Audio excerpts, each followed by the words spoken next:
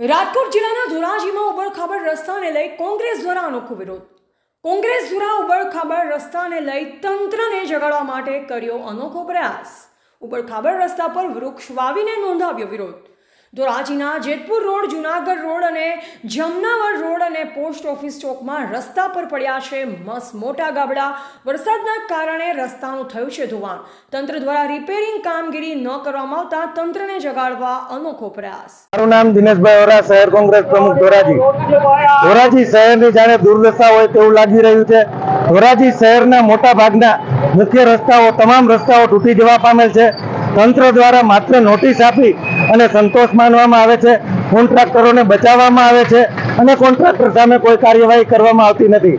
જેથી આજ રોજ અમોએ ખાડાઓની અંદર વૃક્ષારોપણ કરી ખાડાની ફરતી બાજુ ગરબા લઈ અને તંત્રની આંખ ઉગાડવાનો પ્રયત્ન કરે છે અને પ્રતિકાત્મક કાર્યક્રમ આપે છે. મારું નામ આશીષભાઈ જેઠવા, ધોરાજી યુવા કોંગ્રેસ પ્રમુખ. આજે ધોરાજી શહેર કોંગ્રેસ દ્વારા મેં રોડ રસ્તા રિપેર કરવાનો છે એના માટે કાર્યક્રમ કરેલો છે.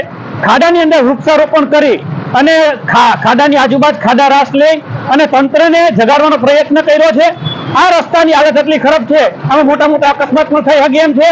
આ રોડ રસ્તા ગેરંટી પીરિયડમાં હોવા છતાં તંત્રને કોન્ટ્રાક્ટરો દ્વારા ફટકી મળવાના હોવાને કારણે તંત્ર દ્વારા કોઈ કડક કાર્યવાહી કરવામાં નથી આવતી. માત્ર નોટિસ આપીને સંતોષ બનાવી લે છે. આમાં કોન્ટ્રાક્ટરો અને અધિકારીઓ અને તંત્ર બધામાં ભ્રષ્ટાચારમાં સંડોવાયેલા છે. અમારી માંગણી એ છે કે તાત્કાલિક રોડ રસ્તા રિપેર કરવામાં આવે. રિપોર્ટર નયન રાવરાણી, સંબંધ ભારત ન્યૂઝ, ધોરાજી, રાજકોટ.